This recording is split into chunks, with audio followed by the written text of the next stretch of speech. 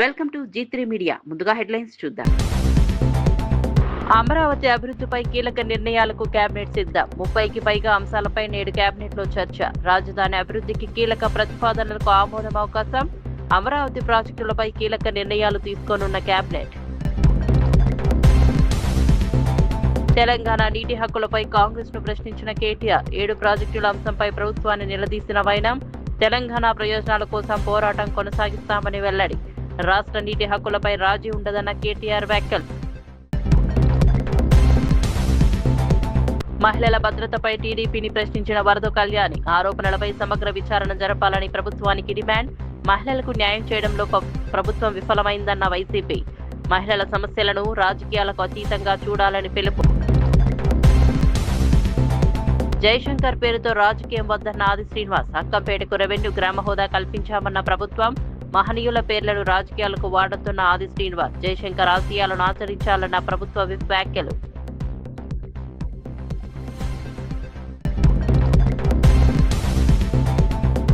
రాయలసీమ ప్రాజెక్టులపై వైసీపీని విమర్శించిన కాల్వ. సాగునీటి ప్రాజెక్టులకు భారీ నిధులు కేటాయిస్తామన్నామని వ్యాఖ్య.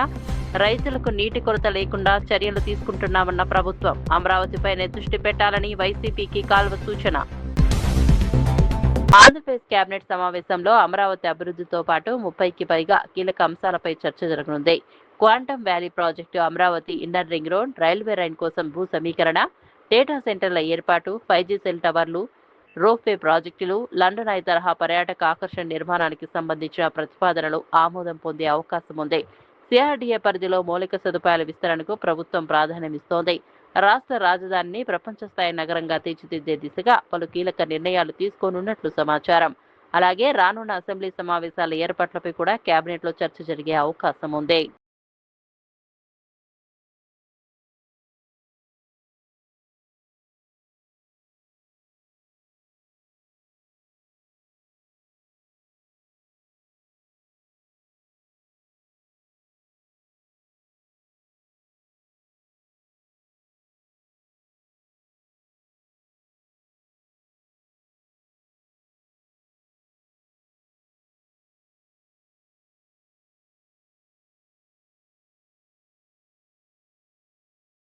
ప్రాజెక్టు కాలువల భూసేకరణ కోసం రాష్ట్ర ప్రభుత్వం 250 కోట్ల రూపాయలను విడుదల చేసిందని మంత్రి పొన్నం ప్రభాకర్ తెలిపారు.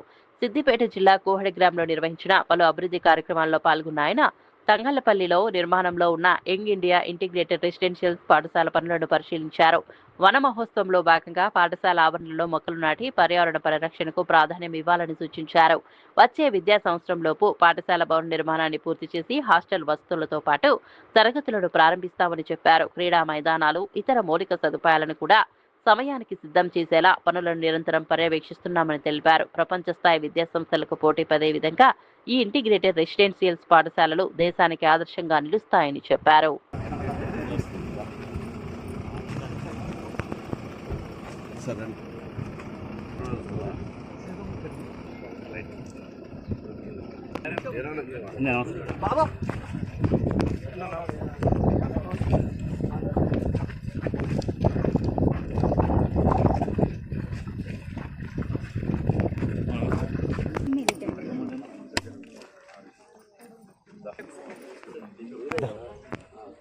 అంకల్ జరగబ్బా, ఇంత ఎవరు లేరు కదా అన్న. మొబైల్ దిగాను.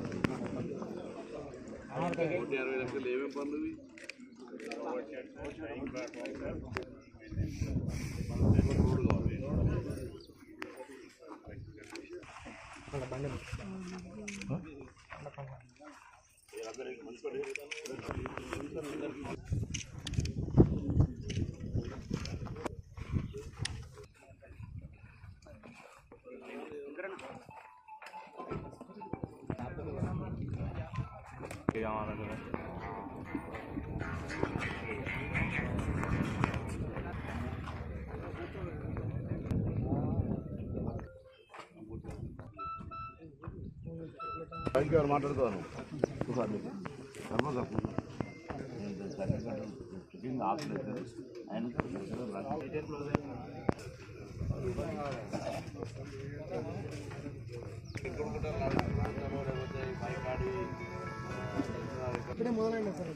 ఏం కొద్దిగా నీళ్ళు పడ్డాయన్నా నిల్చుని పెట్టుకుంటే కొంత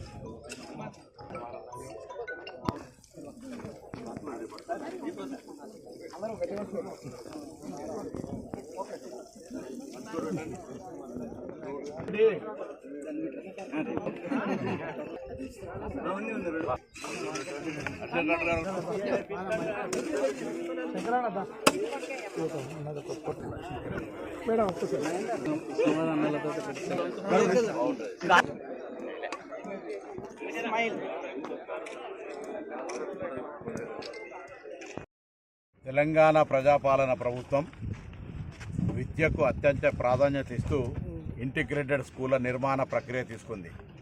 అందులో భాగంగా దాదాపు 30 ఎకరాల పైన హుస్నాబాద్ నియోజకవర్గం కోహెడ మండలం తంగళ్ళపల్లి గ్రామంలో ఈ నిర్మాణం వేగంగా కొనసాగుతూ ఉంది. మేము దీన్ని తొందరలో వచ్చే విద్యా సంవత్సరంలో పూర్తి చేసి తరగతులు ఇందులో ప్రారంభించి హాస్టల్ వసతితో సహా అన్ని క్రీడాపరమైన ఇతరత్ర సౌకర్యాలు కలగజేసి పూర్తి చేసే విధంగా ఎప్పటికప్పుడు పర్యవేక్షణ చేస్తూ ఉన్నాం.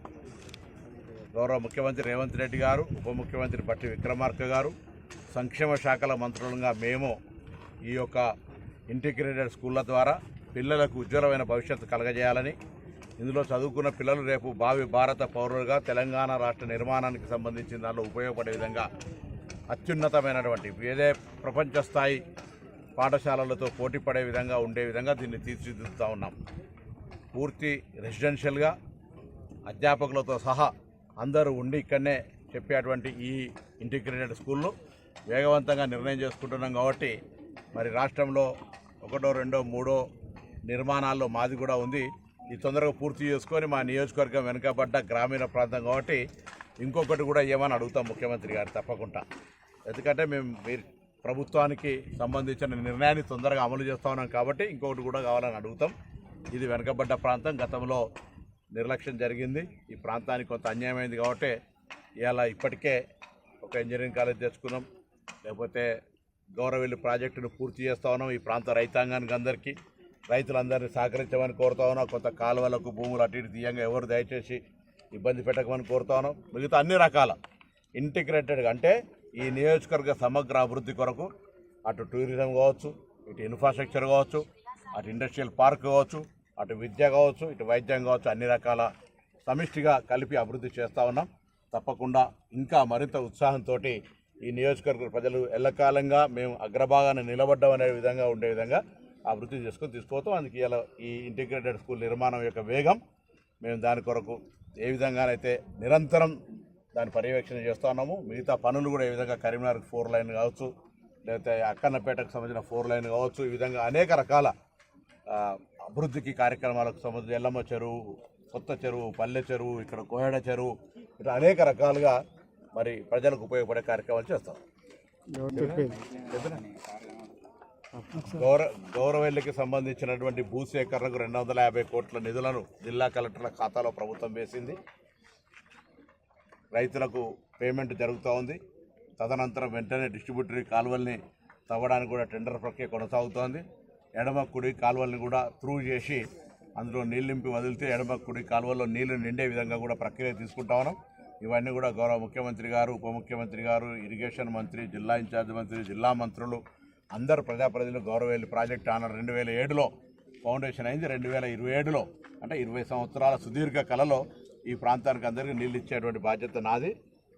నీళ్ళు ఇవ్వకపోతే కూడా నాదే బాధ్యత అని చెప్పిన ఆ రోజు దానికి కట్టుబడి నేను నా యొక్క పూర్తి కృషిని నేను పెద్దలందరి సహకారంతో అది ఈ ప్రాంత ప్రజల కళ దాన్ని నెరవేర్చే బాధ్యత తీసుకొని ముందుకు పోతానా. ఇందులో ఎవరికైనా భూసేకరణ సందర్భంగా డిస్ట్రిబ్యూటర్ కాలువలు తీసే సందర్భంగా చిన్న చిన్న భూమి పోతుంది తప్పది.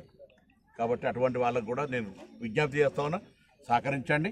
మనం ఈ కాలువ తొందరగా పూర్తి చేసుకొని గౌరవెల్లి గండిపల్లి ద్వారా నీళ్లు తీసుకునే కార్యక్రమం జరగాలని కోరుకుంటున్నాను. నెల్లూరు జిల్లా వింజమూరు మండలంలోని నార్త్ ఎస్సీ కాలనీలో శ్మశానానికి దారి లేక ఇబ్బందులు పడుతున్న ప్రజలను వైఎస్ఆర్సీపీ నాయకులు పల్లాల కొండారెడ్డి, రేవునూరు శ్రీనివాసులరెడ్డి, కోట నాగమని పరామర్శించారు. స్థానికులతో కలిసి వివాదాస్పద ప్రాంతాన్ని పరిశీలించి వారి సమస్యలు తెలుసుకున్నారు. నెల రోజులుగా ప్రజాప్రతినిధులు, రెవెన్యూ అధికారుల చుట్టూ తిరుగుతున్నా తమ సమస్యను ఎవరూ పట్టించుకోవడం లేదని కాలనీ వాసులు ఆవేదన వ్యక్తం చేశారు. తాము ఎస్సీలమనే కారణంతో శ్మశానానికి వెళ్లే దారిని మూసివేశారని ఆరోపించారు. అనంతరం వైఎస్ఆర్సీపీ నేతలు మాట్లాడుతూ ప్రభుత్వం వెంటనే స్పందించి సమస్యను పరిష్కరించాలని డిమాండ్ చేశారు. సిఐటియు, సిపిఐ నాయకులు కూడా కాలనీవాసులకు మద్దతు తెలుపుతూ న్యాయం చేయాలని ప్రభుత్వాన్ని కోరారు. మేము వదిలిపెడతామని గమ్ము కూరుకొని ఉన్నాం, కానీ గోడ కట్టేసింది. ఇప్పుడు మా పరిస్థితి ఏం కావాలా? మేము ఎక్కడ పోవాలా? ఈ మట్టి నిలసుద్దా రేపు వాగు మట్టి తీసి దాన్ని చేసింది. రేపు వాగులోనే నడవాలి. సమానం తీసుకుని వాగులోనే ఎక్కొచ్చాము మేము. ఇదిగో ఇక్కడ కనీసం ఒక 10 సెంట్లు కూడా ఉండదు. ఈ 10 సెంట్లలో మేము ఈ గ్రామం మొత్తం ఏం చేయాలా? ఇప్పుడు మాకు చాలా ఇబ్బందికరంగా అయింది. వాళ్ళది మా సెటిల్మెంట్ అని వాళ్ళు గోడ కట్టేసుకున్నారు. ఇప్పుడు మాకు ఏమి లేని పరిస్థితుల్లో మేము ఆడవాళ్ళందరము మగవాళ్ళందరం వచ్చి దీని గురించి పోరాటం చేస్తున్నాం. దయచేసి ఎంఆర్ఓ గారు కానీ, ఆర్డీఓ గారు కానీ, కలెక్టర్ కానీ, ఎండిఓ కానీ వీళ్ళందరూ కలిసి దయచేసి మేము ఎస్సీ కులానికి చెందిన వాళ్ళము, మాకు దయచేసి మాకు ఎక్కడైనా మాకు శ్మశాన స్థలము అందుబాటులో సూచించి, లేకుంటే కొనిచ్చేదో మాకు ఏదో ఒకటి ఏర్పాటు చేయాలని మేము అధికారులను కోరుతున్నాం. మేకపాటి రాజగోపాల్ రెడ్డి గారి ఆదేశాలతో ఈరోజు వింజమూరు మండల కన్వీనర్ రేవునూరి శ్రీనివాసరెడ్డి గారి ఆధ్వర్యంలో నార్త్ అర్జునవాడ శ్మశాన వాటికను వైఎస్ఆర్ కాంగ్రెస్ పార్టీ నాయకులతో కలిసి పరిశీలించడం జరిగింది. ఇక్కడ సుమారుగా 350 కుటుంబాలు చాలా రోజుల నుంచి స్థిర నివాసం ఏర్పాటు చేసుకొని జీవిస్తూ ఉన్నారు. ప్రస్తుత పరిస్థితి ఇక్కడ చాలా ఆందోళనకరంగా ఉంది. శ్మశాన స్థలాన్ని ఆక్రమించుకొని లేఅవుట్లు వేస్తున్నారు. కనీసం వాళ్ళు శ్మశానంలోకి వెళ్ళేదానికి కూడా మార్గం లేకుండా ఉన్నటువంటి పరిస్థితిని ఈరోజు గమనించడం జరిగింది. ఇక్కడ ఉన్నటువంటి మహిళా సోదరీమణులు, ఇక్కడ ఉన్నటువంటి పెద్దలు, ఈ కాలనీ వాసులు అందరితో కలిసి సమగ్రంగా పరిశీలించిన మీదట ఇక్కడ చాలా ఆక్రమణకి గురైందని చెప్పేసి మేము భావిస్తూ ఉన్నాము. కావున ప్రభుత్వము కలెక్టర్ గారు జోక్యం చేసుకుని ఈ నార్త్ అర్జునవాడకి ఈ శ్మశానానికి సంబంధించినటువంటి స్థలము ఇక్కడ క్లోజ్ అయింది కాబట్టి వాళ్ళకి ఎక్కడైనా కూడా మరొక చోట కూడా వాళ్ళకి ఆ కార్యక్రమాలు చేసుకునేదానికి స్థలాన్ని కేటాయించవలసిందిగా తెలియజేసుకుంటున్నాము. ధన్యవాదాలు. అమాయకత్వం చేసుకొని ఎట్లా చేసేసిండ్రు సార్? వాళ్ళకి మాత్రం తెలదు. గోరీలు ఉండి ఇల్లు ఎట్ట కట్టించుకోవాలని కూడా తెలియదు వాళ్ళకి. రాకుండా ఉండరు, అది ఒకదానికి పరిగెత్తుతూనే ఉండరు. తెచ్చుకున్న వాళ్ళు ఇళ్ళలో వేసుకోవాలా ఏంది? రాకుండానే ఉన్నారా? సరే మాట్లాడండి. వైఎస్ఆర్సీపీ నాయకురాలు వరద కళ్యాణి టీడీపీపై తీవ్ర విమర్శలు చేశారు. మహిళల భద్రత విషయంలో ప్రభుత్వం పూర్తిగా విఫలమైందని ఆరోపించారు. రాష్ట్రంలోనే కాకుండా విదేశాల్లో ఉన్న మహిళలు కూడా మంత్రులపై ఫిర్యాదులు చేస్తున్న పరిస్థితి ఏర్పడిందన్నారు. ఎన్ఆర్ఐ మహిళా మంత్రిపై ఫిర్యాదు చేసినప్పటికీ మంత్రి నారా లోకేష్ స్పందించలేదని ప్రశ్నించారు. మహిళల గౌరవాన్ని కాపాడాల్సిన బాధ్యత ప్రభుత్వంపై ఉందని, ఆరోపణలపై వెంటనే సమగ్ర విచారణ జరిపి చర్యలు తీసుకోవాలని డిమాండ్ చేశారు. అధికారంలో ఉన్న వారికి ఒక న్యాయం, సాధారణ మహిళలకు మరో న్యాయం ఉండకూడదన్నారు. మహిళలకు భద్రత, న్యాయం కల్పించడంలో ప్రభుత్వం విఫలమైతే ప్రజలు తగిన గుణపాఠం చెబుతారని హెచ్చరించారు. మహిళల సమస్యలను రాజకీయాలకు అతీతంగా పరిష్కరించాలని కోరారు. తెలుగుదేశం పార్టీకి చెందిన ఒక మంత్రి ఒక ఎన్ఆర్ఐ మహిళను వేధించాడు అని చెప్పి ఆ మహిళ సోషల్ మీడియాలో పోస్టులు పెట్టింది. అలాగే మంత్రి గారి లోకేష్ గారికి కూడా చెప్పడం జరిగింది. కానీ ఎటువంటి స్పందన లేదు. ఆ మంత్రి ఒక కంత్రీలా వ్యవహరించారు, ఈమెకి వేధింపులకు గురి చేశారు అనే విషయం ఆవిడ స్పష్టంగా తన సోషల్ మీడియా పోస్టుల ద్వారా చెప్పడం జరిగింది. అసలు ఈ కూటమి పాలనలో చంద్రబాబు నాయుడు గారి మంత్రివర్గం అది ఒక మంత్రివర్గమా లేదా మహిళల్ని వేధించే వర్గమా అర్థం కాని పరిస్థితిలో ఈరోజు ఉంది. తెలుగుదేశం పార్టీ, టీడీపీ అంటే తెలుగుదేశం పార్టీ కాదు, తెలుగు దుశ్శాసనుల పార్టీ అనేది మరొకసారి నిరూపించబడింది. ఎందుకంటే చూసాం మనం, ఒక ఎన్ఆర్ఐ ఆవిడ, ఒక మహిళ మన తెలుగు ముఖ్యమంత్రి రేవంత్ రెడ్డిపై ఎంపీ ధర్మపురి అరవింద్ చేసిన వ్యాఖ్యలను టీపీసీసీ ఫిషరీస్ కాంగ్రెస్ చైర్మన్ మెట్టు సాయి కుమార్ తీవ్రంగా ఖండించారు. గాంధీ భవన్ లో నిర్వహించిన విలేకరుల సమావేశంలో మాట్లాడుతూ ప్రజలు ఎన్నుకున్న ముఖ్యమంత్రిపై అనుచిత వ్యాఖ్యలు చేయడం ఎంపీ హోదాకు తగదన్నారు. ప్రజా సమస్యలపై చర్చించాల్సిన నాయకులు వ్యక్తిగత విమర్శలకు దిగడం బాధాకరమని వ్యాఖ్యానించారు. ముఖ్యమంత్రి రేవంత్ రెడ్డిని విమర్శించే స్థాయి అరవింద్కు లేదని పేర్కొన్నారు. ఇకపై ఇలాంటి వ్యాఖ్యలు పునరావృతమైతే మహిళా కాంగ్రెస్ నేతలతో కలిసి తగిన విధంగా సమాధానం చెబుతామని హెచ్చరించారు. రాజకీయాల్లో హుందాతనం పాటించాలని, ప్రజల సంక్షేమమే ప్రతి నాయకుడి లక్ష్యంగా ఉండాలని సూచించారు. అభివృద్ధి కార్యక్రమాలపై చర్చించకుండా వ్యక్తిగత విమర్శలు చేయడం ప్రజాస్వామ్యానికి మంచిది కాదన్నారు. నన్ను వీణెందుకు కొట్టామని చెప్పి ఆ స్థాయి నీది. Broker number 1, cheater number 1, loafer number 1, దగాకోర్ నంబర్ 1, బట్టేబాజీ నంబర్ 1 ఈ అరవింద్ గాడు. చీటింగ్లు చేస్తాడు, దగాకోరు పనులు చేస్తాడు, బట్టేబాజీ పనులు చేస్తాడు, లత్కోరు పనులు చేస్తాడు. వీరికి ఏం మీరు తీయాలి? వీరికి ఏమి ఇస్తే మీ చేతుడు వీడు. కాబట్టి అరవింద్ నువ్వు మాట్లాడే ముందు వార్డు మెంబర్కి ఎక్కువ ధర్మపురి అరవింద్ అనేవాడు ఒక గ్రామ పంచాయతీలో వార్డు మెంబర్ స్థాయి. అనుకోకుండా అనుమానాస్పదంగా పార్లమెంట్ సభ్యుడు అయిండు.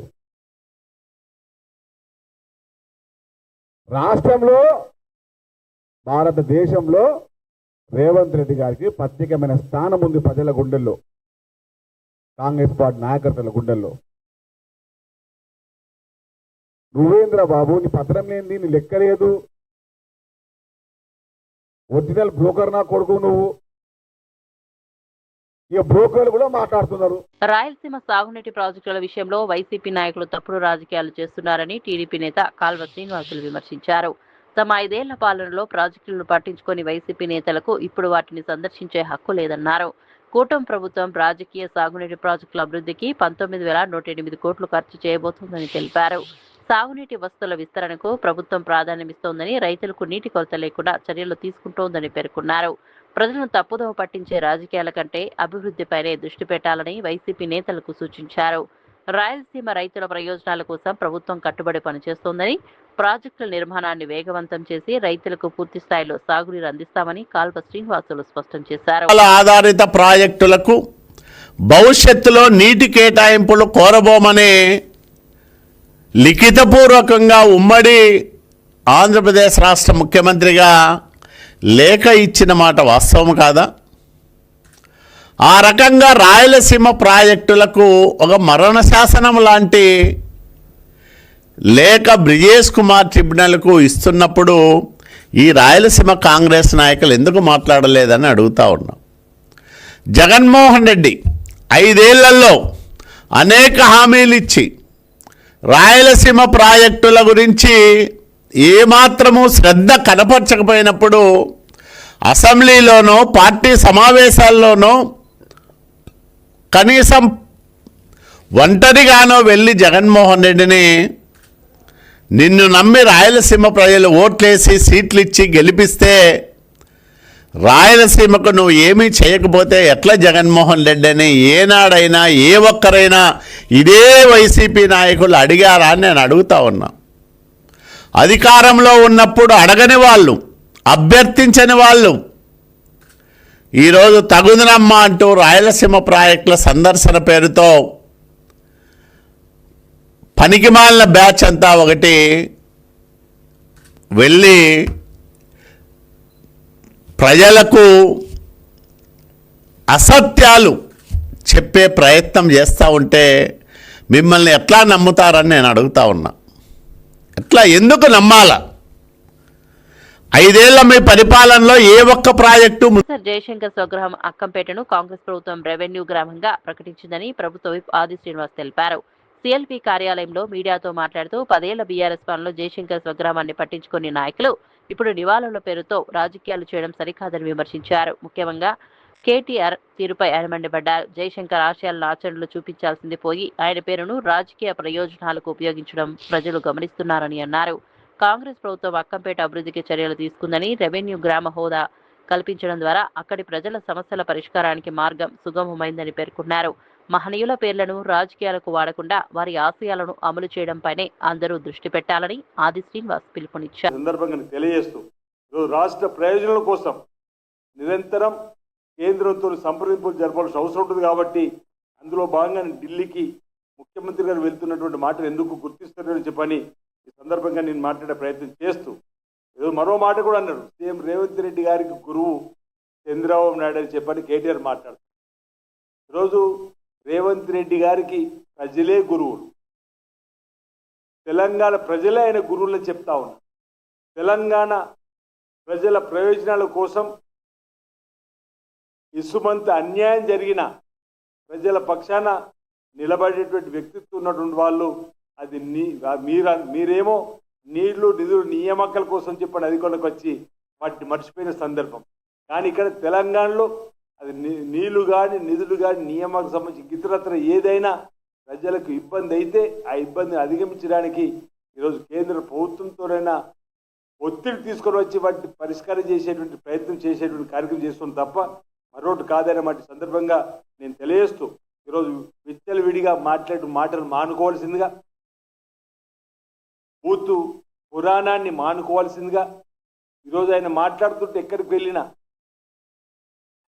వెంట మంది మారుబలం రాజకీయ నాయకులు ఉన్నటువంటి వారి వెంట ఉండడం సహజమైనప్పటికీ వారిని ఏదో ఉత్సాహపరచడానికి మా నాయకుల్ని విమర్శిస్తే, మా నాయకులు తిడితే కాంగ్రెస్ పార్టీ ఊరుకోదు, కాంగ్రెస్ పార్టీ కార్యకర్తలు కూడా చైతన్యవంతులు చెప్పిన మాట సందర్భంగా నేను తెలియజేస్తూ కేటీఆర్ ఫ్రస్ట్రేషన్లో మాట్లాడుతున్న మాటలు కానీ వీటిని చూస్తున్నాం తప్ప అధికారం కోల్పోయి 2.5 సంవత్సరాలు అవుతున్నప్పటికీ కూడా ఇంకా వాళ్ళు భ్రమలో ఉన్నారు.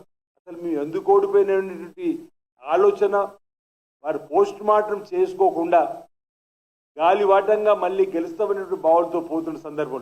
ఇప్పటి వరకు ఎన్ని ఎన్నికలు జరిగినాయో అక్కడ బీఆర్ఎస్ స్థానం ఇక్కడ ఉందో కూడా ప్రజలు వాళ్ళకు రుచి చూపించినప్పుడు కూడా ఇష్టానుసారంగా వారు మాట్లాడే మాటలను తప్పడుతూ ఉన్నమాట సందర్భంగా తెలియజేస్తూ జగ్గయ్యపేటలో ఆయుష్ శాఖ ఆధ్వర్యంలో ఆర్ఎస్ఎస్ సహకారంతో నిర్వహించిన ఉచిత ఆయుర్వేద వైద్య శిబిరాన్ని ఎమ్మెల్యే శ్రీరామ్ రాజగోపాల్ తాతయ్య ప్రారంభించారు.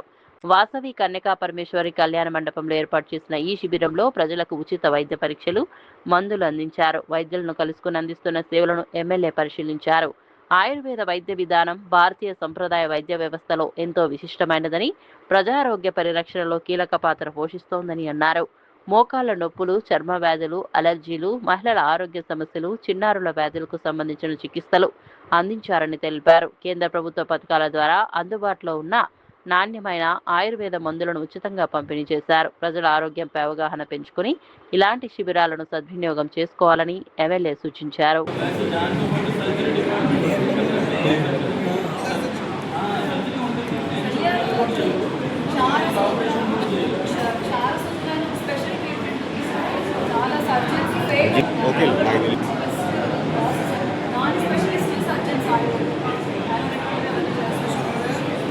గురజాల నియోజకవర్గంలో భూ సమస్యల పరిష్కారానికి ప్రత్యేక చర్యలు చేపట్టినట్లు ఎమ్మెల్యే ఎరపతినేని శ్రీనివాసరావు తెలిపారు. పిడుగురాల ఎంఆర్ఓ కార్యాలయంలో నిర్వహించిన రెవెన్యూ పరిష్కార వేదికలో ప్రజల నుంచి వచ్చిన వినతులను స్వీకరించిన ఆయన ప్రతి అర్జీని నిర్ణీత గడువులోగా పరిష్కరించాలని అధికారులను ఆదేశించారు. గత ప్రభుత్వ హయాంలో జరిగిన అవినీతి, అక్రమాల కారణంగా అనేక మంది భూ సమస్యలతో ఇబ్బందులు పడుతున్నారని అన్నారు. ప్రజలను కార్యాలయాల చుట్టూ తిప్పకుండా పారదర్శకంగా వ్యవహరించాలని సూచించారు. ప్రతి ఫిర్యాదును క్షేత్రస్థాయిలో పరిశీలించి న్యాయం చేయాలని అధికారులకు స్పష్టం చేశారు. ప్రజలకు రెవెన్యూ సేవలు సులభంగా అందించడమే ప్రభుత్వ లక్ష్యమని, భూ వివాదాల పరిష్కారానికి ప్రత్యేక ప్రాధాన్యం ఇస్తామని ఎమ్మెల్యే పేర్కొన్నారు. అందరూ కూడా స్వాగతిస్తున్నారు. సో మన నియోజకవర్గంలో కూడా ఈ ప్రధాన సమస్యలు ఏదైతే రెవెన్యూ సమస్యలు వీటిని మనం తప్పకుండా దృష్టి కేంద్రీకరించాం. తప్పకుండా మనం ఈరోజు వచ్చిన ప్రతి అర్జీని ఎన్ని రోజుల్లో పరిష్కారం చేశామనేది కూడా మీకు తెలియజేయడం జరుగుతుంది. దీన్ని నేను ఎప్పటికప్పుడు మానిటర్ చేయడం జరుగుతుంది. ఇది 3వ మండలం గురజాల, దాచేపల్లి అయిపోయింది, పిల్లలు అయిపోయింది, రేపు మాతూర ఉంది. సో ఈ 4 మండలాలు అయిన తర్వాత మీకు ఎప్పటికప్పుడు ఎన్ని పరిష్కారం అయినా అన్నీ కూడా మీకు చెప్పడం జరుగుతుంది. దీన్ని తప్పకుండా మీరు ఉపయోగించుకోవాల్సిందిగా కోరుకుంటూ దీంట్లో పార్టిసిపేట్ చేసిన అధికారులకి మీకు అందరికీ పేరు పేరున ధన్యవాదాలు, నమస్కారాలు, జై హింద్. తెలంగాణ నీటి హక్కుల అంశంపై కాంగ్రెస్ ప్రభుత్వాన్ని తీవ్రంగా విమర్శించారు. తెలంగాణకు సంబంధించిన 7 ప్రాజెక్టులను రద్దు చేయాలని ఏపీ ప్రభుత్వం కేంద్రాన్ని కోరుతోందని ఆరోపించారు. ఢిల్లీలోని జాతీయ పార్టీల ఒత్తిడికి కాంగ్రెస్ ప్రభుత్వం లోబడుతోందని వ్యాఖ్యానించారు. తెలంగాణ కోసం పుట్టిన ప్రాంతీయ పార్టీ అధికారంలో ఉంటే ఇలాంటి పరిస్థితి వచ్చేదే కాదన్నారు. లోక్సభలో తెలంగాణ విభజనను పాకిస్తాన్తో పోల్చినప్పుడు బీజేపీ, కాంగ్రెస్ ఎంపీలు ఎవరూ స్పందించలేదని విమర్శించారు. తెలంగాణ ప్రయోజనాల విషయంలో రాజీ పడకుండా పోరాడే నాయకత్వం అవసరమని చెప్పారు.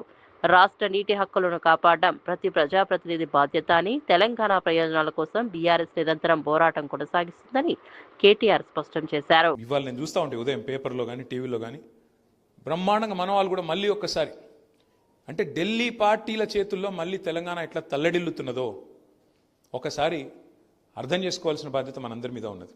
ఎందుకంటే ఢిల్లీ పార్టీల చేతుల్లో జుట్టు అల్టిమేట్గా ఎవరి చేతులు ఉంటే వాడు ఆడిచ్చినట్టు ఆడతారు వాళ్ళు.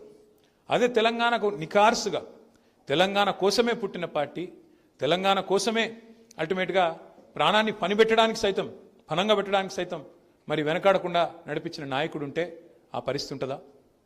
ఇవాళ పార్లమెంట్లో, భారత పార్లమెంట్లో, లోక్సభలో ఒక బీజేపీ ఎంపీ లేచి తెలంగాణ ఏర్పాటును పాకిస్తాన్ ఏర్పాటుతో పోలిస్తే ఒక్కడన్నా మాట్లాడిండా లోక్సభలో? ఒక్క కాంగ్రెస్ోడు, ఒక్క బీజేపీ ఎంపీ ఒక్కనికన్నా రేషం ఉన్నదా? అదే అక్కడ గులాబీ జెండా కప్పుకున్న మన ఎంపీలుంటే పోయి గల్లవట్టకపోదురు ఏం మాట్లాడుతున్నారో నా కొడక అని. ఒక గది తెలంగాణ గురించి జయశంకర్ సార్ శాసించి సాధించాలన్నది గది. BRS MLC Deshapati Srinivas professor Jayashankar గురించి ఆసక్తికర విషయాలను వెల్లడించారు. హైదరాబాద్ సంస్థాన సంస్కృతికి జయశంకర్ ప్రతీక అని పేర్కొన్నారు. తెలంగాణ భాషను కించపరిచే వ్యాఖ్యలు చేసిన కవి జంధ్యాల పాపయ్య శాస్త్రిని స్వయంగా కలిసి తెలుగు భాషలో ఉర్దూ పదాల వినియోగాన్ని ఉదాహరణలతో వివరించి సమాధానం చెప్పారని గుర్తు చేశారు. బేజారు, అత్తరు వంటి పదాలు కూడా ఉర్దూ మూలాలవేనని చెప్పి తెలంగాణ భాష గొప్పతనాన్ని వివరించారని అన్నారు. జయశంకర్కు ఉర్దూ భాషపై ప్రత్యేక అభిమానం ఉండేదని, ఆయన ఉర్దూ మాట్లాడితే వినేందుకు మైనార్టీలు ఆసక్తిగా ఎదురు చూసేవారని పేర్కొన్నారు. భాషలు, సంస్కృతుల పట్ల సమాన గౌరవం కలిగిన వ్యక్తిగా జయశంకర్ నిలిచారని దేశపతి శ్రీనివాస్ కొనియాడారు. గొప్ప కవి, మహానుభావుడు. ఆయన తెలంగాణ పట్ల కించపరిచే ఒక మాట అన్నాడు, తౌరక్యాంధ్రులు అన్నాడు. జయశంకర్ గారికి కోపం వచ్చింది, అంటే తురకం కలిసిన తెలుగు ఉంటుంది అని. జయశంకర్ గారు వరంగల్ నుంచి బయలుదేరి విజయవాడ పోయి జంధ్యాల పాపయ్య శాస్త్రి గారిని కలుసుకున్నారు. ఎవరు మీరంటే నేను హనుమకొండ నుంచి వస్తున్నాను, నా పేరు జయశంకర్. ఎందుకు వచ్చినారంటే మీరు ఈ మాట అన్నారు, ఇది తప్పు కదా అన్నారు. అని ఒక మాట అన్నాడు జంధ్యాల పాపయ్య శాస్త్రి గారితో. మీరు మాట్లాడే తెలుగులో కూడా ఉర్దూ ఉంటుంది, మీ పద్యాల్లో ఉర్దూ ఉంది అని చెప్పినాడు. నా పద్యాల్లో ఉర్దూ ఎక్కడుంది అన్నాడు. వెంటనే 2 పద్యాలు చదివి చెప్పినాడు. రాజాజీ మున్నగు పెద్దలకు, అంటే మద్రాసు రాష్ట్రం ఏర్పడాలని వాళ్ళు మద్రాసు రాష్ట్రం నుంచి విడిపోవాలని పోరాడుతున్నప్పుడు రాసిన పద్యం. రాజాజీ మున్నగు పెద్దలకు మా రాష్ట్రము పేరంటేనే బేజారెత్తును గుండెలు అని రాసినాడు ఆయన. ఈ మంత్రి సూర్యాపేట ఎమ్మెల్యే జగదీష్ రెడ్డి ప్రొఫెసర్ జయశంకర్ వ్యక్తిత్వాన్ని స్మరించుకున్నారు. జయశంకర్ సార్ ఎప్పుడూ తాను మేధావినని, గొప్పవాడినని చెప్పుకోలేదని అన్నారు.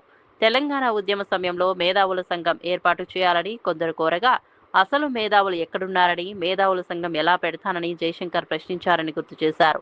నిజమైన మేధావి తాను మేధావినని ఎప్పుడూ ప్రకటించుకోడని ఆయన తరచూ చెప్పేవారని వివరించారు. తెలంగాణ ఉద్యమానికి మార్గదర్శకుడిగా, నిరాడంబర వ్యక్తిత్వానికి ప్రతీకగా జయశంకర్ నిలిచారని అన్నారు. వ్యక్తిగత ప్రచారం కంటే ఉద్యమ లక్ష్యాలకే ఆయన ప్రాధాన్యం ఇచ్చారని చెప్పారు. నేటి తరానికి జయశంకర్ జీవితం ఆదర్శమని, ఆయన ఆలోచనలు తెలంగాణ సమాజానికి శాశ్వత దిక్సూచిగా నిలుస్తాయని జగదీష్ రెడ్డి పేర్కొన్నారు. నేను చెప్పుకోలే మేధావిని. నేను ఒక సన్నాసి చెప్పాడుగా తెలంగాణలో ఎవడో మేధావులు.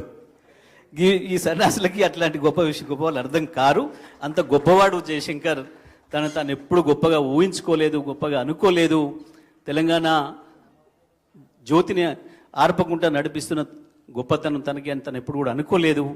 అంత గొప్పగా, అంత నిరాడంబరంగా ఉంటూ మనందరినీ కేసీఆర్ గారి నాయకత్వంలో కలిసి కొట్లాడడానికి అద్భుతమైన స్ఫూర్తినిచ్చిన జయశంకర్ సార్ను తెలంగాణ ఉన్నంతకాలం అందరం కూడా యాద పెట్టుకోవాల్సిన బాధ్యత మన అందరిపైన ఉందని తెలియజేస్తూ సెలవు. జై తెలంగాణ.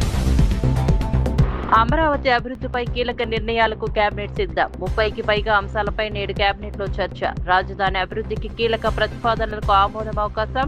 అమరావతి ప్రాజెక్టులపై కీలక నిర్ణయాలు తీసుకోనున్న కేబినెట్.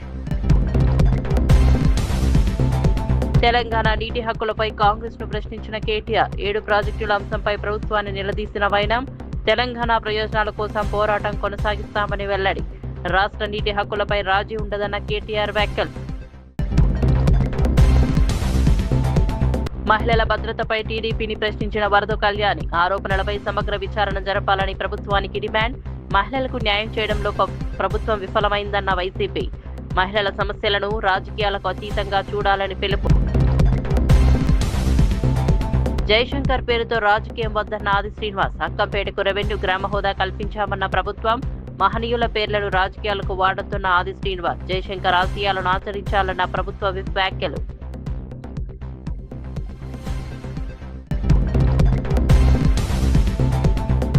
రాయలసీమ ప్రాజెక్టులపై వైసీపీని విమర్శించిన కాల్వ. సాగునీటి ప్రాజెక్టులకు భారీ నిధులు కేటాయిస్తామన్నామని వ్యాఖ్య. రైతులకు నీటి కొరత లేకుండా చర్యలు తీసుకుంటున్నామన్న ప్రభుత్వం. అమరావతిపైనే దృష్టి పెట్టాలని వైసీపీకి కాల్వ సూచన. అప్డేట్స్ కోసం చూస్తూనే ఉండండి